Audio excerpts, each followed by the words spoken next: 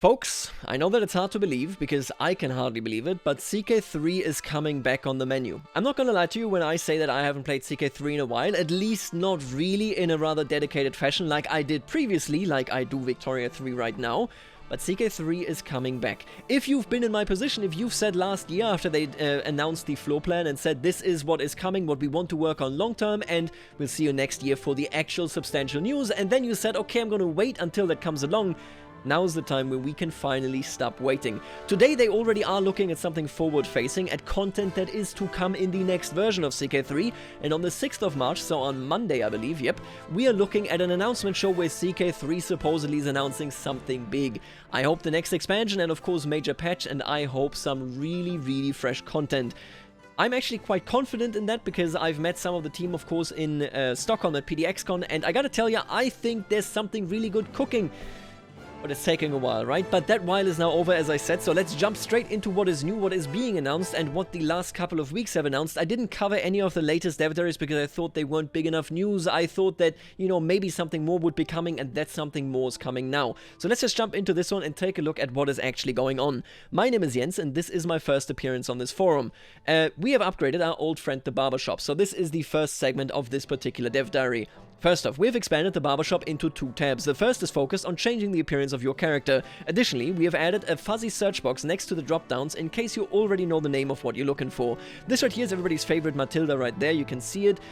This is very reminiscent, no doubt about it, about the full-screen Barbershop by Agami, which is an amazing mod, truly amazing. I've used it so often, I know most people use that, I think.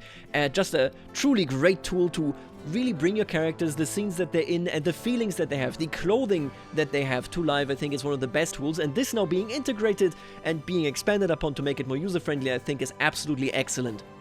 You can see right here, this is a pretty basic setup. You got the hair color. I wish this honestly no, I remember that they said they wanted just to have mostly conventional hair colors. Then we got the hair choice. You can even search it. Huge fan if you play with CFP, if you play with EPE, so the mods that play a massive role in adding variance when it comes to the clothing. You will want to be able to search it rather than just scroll down. I wish this was wider though. Seriously? Like this can be a lot taller, no? Anyway, we're looking at clothes, we're looking at cloaks and headwear as well as face items. I don't think there's any giveaways in this. There seems nothing too new. I don't see any new hairstyles, at least I don't think I see any, but this tool is now in. And of course we have this secondary thing seen right here, so let's explore what that is all about. In the second tab, we have added drag and drop support for the portraits, so you may click, drag and place them wherever you want. You can also rotate them 360 degrees, and we've also got 4 different zoom levels for you to play around with. Every character has their own drop-down of poses and animations, and we have also added a wide variety of backgrounds. The only limit now is your own imagination. So taking a look at this, we're looking at something we're definitely used to from full-screen Barbershop, where you have different poses that you can give to them. These are the poses that they have. They are positioned as they are right now. I assume this means you can add them and remove them from the actual full-screen Barbershop sort of view right here. Then you have a different background and a zoom. I hope that they have like a monotonous color, like just white, just green, because I use that a lot. Most YouTubers that cover CK3 use that a lot, right, in the full-screen Barbershop tool. But all of this is now in here. I would actually, you know what I also would love, but this doesn't appear to be in here. I would love the same functionality, but just for setting up people standing in the actual 3D environment of your courtroom, right? Where you, instead of just them standing like this, they actually stand like this, but in the courtroom and you got a camera looking at them. Already, you can of course already take screenshots of the courtroom, but this would be even better to have them in the actual 3D scene with a pose that you want them to be in.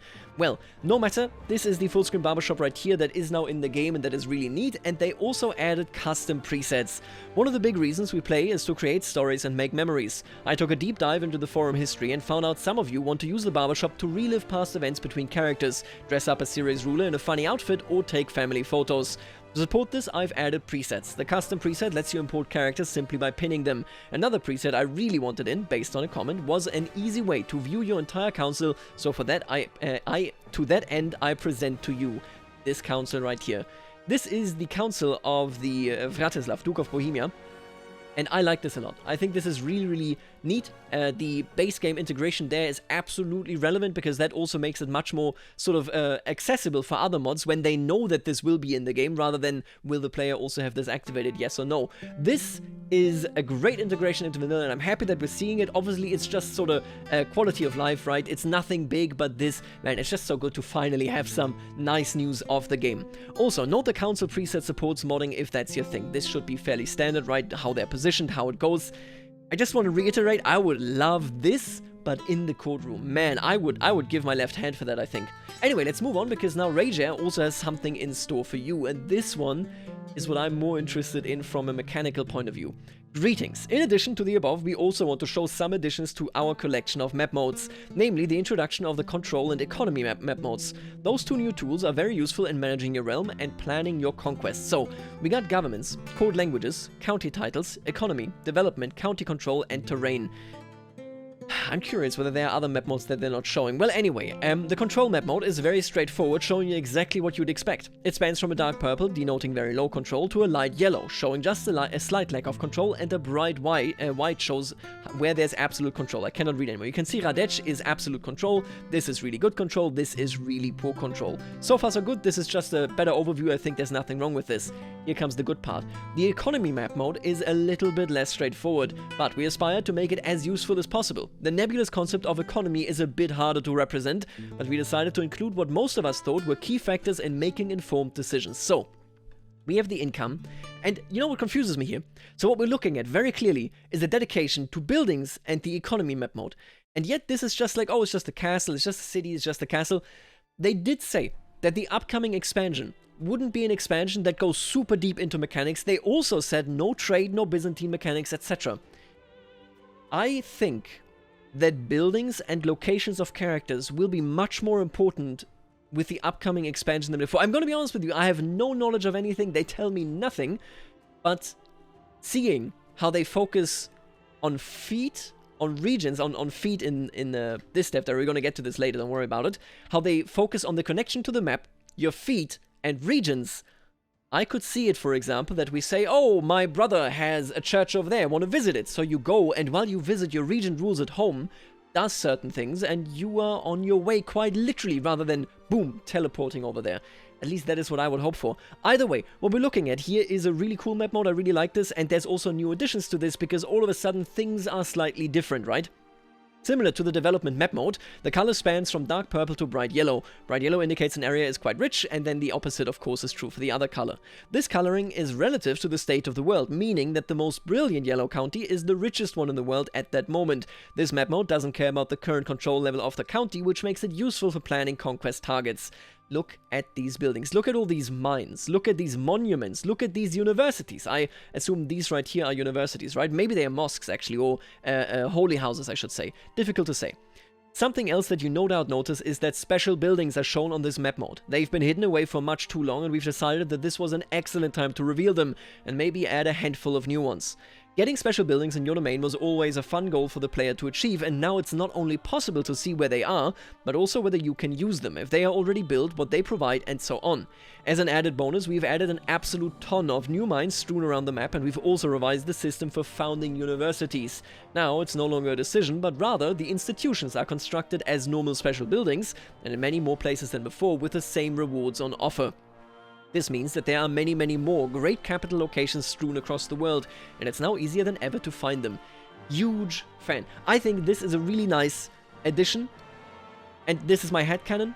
I hope that we get to interact with these buildings more, that our characters do more with that stuff in the upcoming expansion. Because as I said, the upcoming expansion will be announced right here, coming Monday on the March 6th, right? We're looking at this Paradox announcement show right here, and I hope, I hope it's so much that we really do see a massive, massive connection to the map. I mean, they said as much, but that this goes really deep into your buildings, that it's important who lives where, that you actually make your way, that sort of stuff would be amazing. Now, let's talk about the stuff that they also covered in previous dev diaries, but that I didn't cover here because I thought on their own it wouldn't be enough. This right here is a dev diary that basically just shows the process of implementing a new monument. You can see this monument right here, it's the Canterbury Cathedral. And you can see that it has different stages that are quite deliberately chosen, because this is, of course, you know, how they did the research, and then they found that this was the historical building style at the time, and then it progressed into this one right here, and you can then see the actual building right there, how they set it up, how they do it, all that stuff. I am so curious. If you recall, Paradox Thalassic is a Paradox studio that in the past has worked on 3D models for Imperator Rome, when Imperator Rome introduced monuments into the world where you can choose what they look like, how they're built, and so on.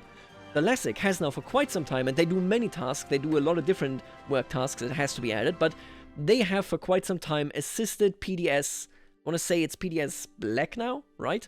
With CK3 development. I am so curious whether whatever is coming adds more monument sort of 3D assets, but also adds how you can choose to build them, and adds that you can properly visit them. Let's say I built a local cathedral. Maybe people will do local pilgrimages to that cathedral, actually show up there, actually walk there, right?